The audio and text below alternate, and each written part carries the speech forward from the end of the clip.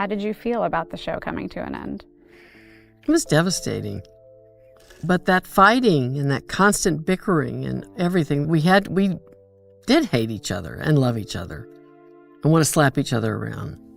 Cybill Shepherd wasn't just a Hollywood star. She was a storm in heels, with golden hair that glowed like the southern sun and a $1 million face. Her debut didn't just impress, it shook Hollywood. She owned the spotlight, multiple Golden Globe appearances, critical acclaim, and a public that adored her. But the same fame that lifted her soon became the weight dragging her down. Affairs, scandals, and power struggles followed. A relationship with a married director and battles with TV executives pushed her from stardom to near obscurity.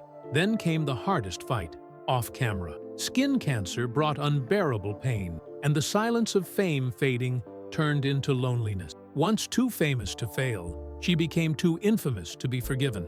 So what happened to Cybill Shepherd? Why did a star with everything to gain lose it all? In her memoir, Cybill Disobedience, she reveals the truth she once hid. Now, it's your turn to discover it. Born February 18, 1950, in Memphis, Tennessee, Cybill grew up in a middle-class family. Her father a businessman, her mother a homemaker. Even her name had meaning. Cy from her grandfather, Bill from her dad. She always stood out. Blonde hair, fair skin, and bold eyes. She wasn't just pretty, she was fearless. She once skipped school for a modeling audition and never looked back. At 16, she won Miss Teenage Memphis and charmed her way to Miss Congeniality at the national level. That likability opened doors, but also made her vulnerable in an industry that takes as much as it gives. By 18, Cybill Shepherd was already a star in the making. Named Model of the Year, her face appeared on the cover of Glamour, a moment that changed everything. Director Peter Bogdanovich, flipping through a magazine at a supermarket, saw her photo and immediately called her agency. Who is this girl? He needed to know. Weeks later, Cybill landed her very first screen test for The Last Picture Show. It wasn't just her film debut, it was the beginning of a life under the microscope. Cybill didn't ride anyone's coattail. She forged her own path with boldness, ambition, and zero interest in settling for ordinary. That drive made her both admired and feared in Hollywood. Her performance in The Last Picture Show, 1971, directed by Bogdanovich, was electric. Playing J.C. Farrow, a beautiful but emotionally complex young woman, Cybill was untrained but unforgettable. In a now iconic nude scene, she exposed not just her body, but her vulnerability. The result? A Golden Globe nomination for New Star of the Year. And the film? 8 Oscar nods, 2 wins, and lasting status as a classic of American cinema. Hollywood had found its next phenomenon. Cybill wasn't just a pretty face. She had presence, power, and a mind of her own. On Moonlighting, producers later admitted that without her, the show's sharp, witty tone wouldn't exist. She helped define its voice and inspired a new era of TV dialogue. But behind the scene, pressure was building. Cybill and co-star Bruce Willis clashed constantly. What began as creative friction turned into explosive tension. Both were strong-willed, neither backing down. Co-star Curtis Armstrong wrote, "Those two were constantly at odds, yet the labels weren't equal. Bruce was the fun-loving guy. Cybill? Difficult." In an interview, she fired back. "When a man raises his voice, he's decisive. When a woman does, she's a diva." While Moonlighting was soaring, Cybill's personal life was shifting. Pregnant with twins, she slowed production, only to be blamed by the media for the show's declining momentum. Meanwhile, Bruce Willis was becoming an action star with Die Hard, and the magic between them on screen was fading fast. By the final seasons, tensions were unbearable. The writing weakened, the chemistry soured, and in 1989, Moonlighting was canceled. Outwardly, Cybill was still winning. Golden Globes, critical acclaim, TV dominance. But behind closed doors, she faced constant pressure, gender bias, and draining battles with her co-star. Without the tension, the screen wouldn't feel that real, she later admitted.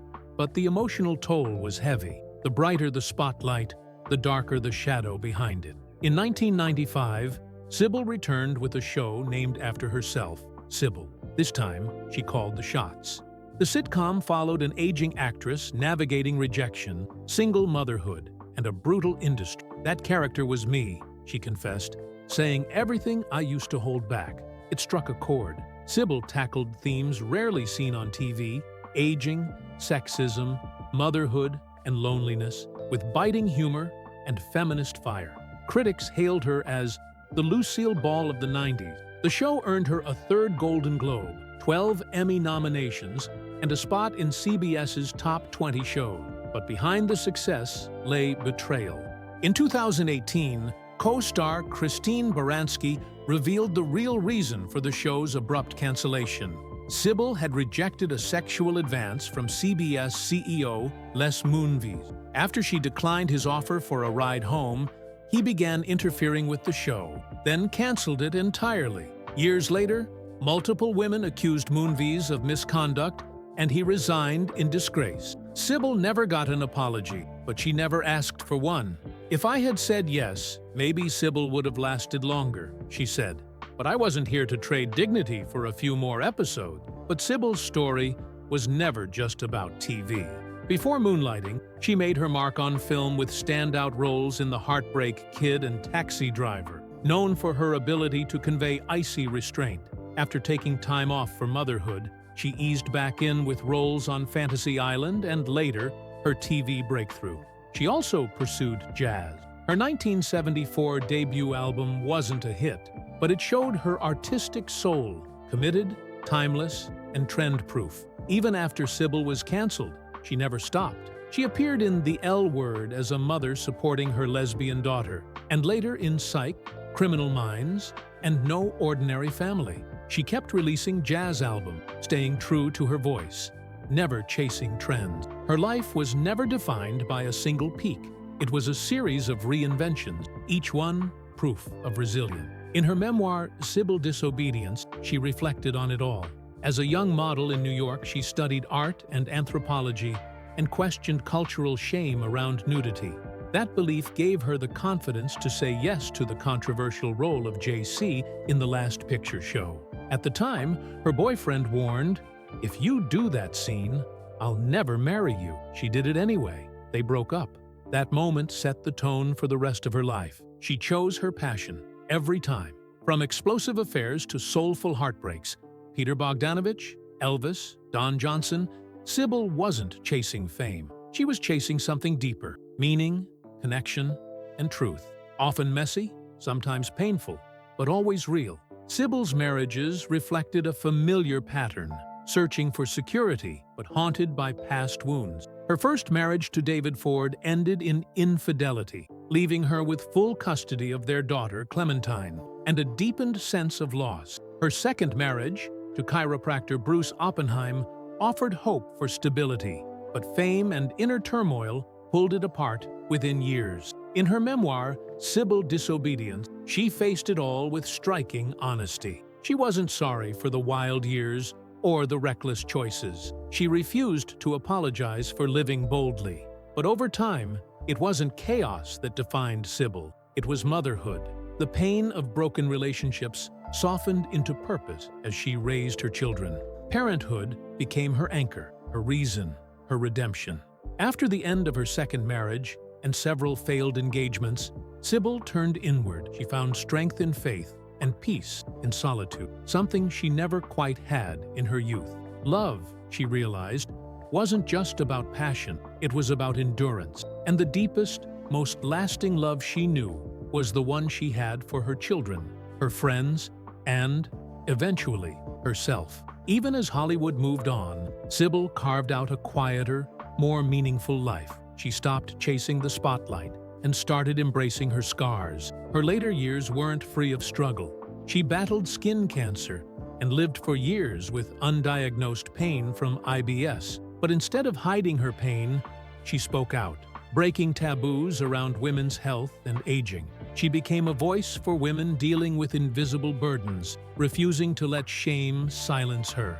In 2007, an abdominal attack nearly ended her life. But months of recovery became a turning point, a rebirth. Vulnerability became her power. She joined the Great Women campaign, advocated for IBS awareness, and spoke about menopause with refreshing bluntness. At one party, she famously asked a stranger, "How's menopause treating you?"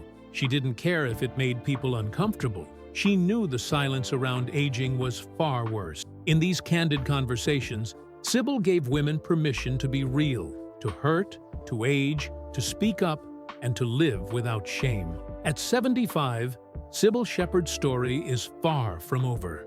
No longer the silver screen's leading lady, she's found joy in her grandchildren, grounding her in love and connection. Cybill's greatest legacy isn't fame, it's living authentically, unapologetically herself. In 2015, her return to the stage at Catalina Jazz Club marked a shift. No longer seeking fame, she embraced connection and expression on her terms. Through love, heartbreak, and health struggles, Cybill realized that true freedom is embracing who you are, without concern for judgment.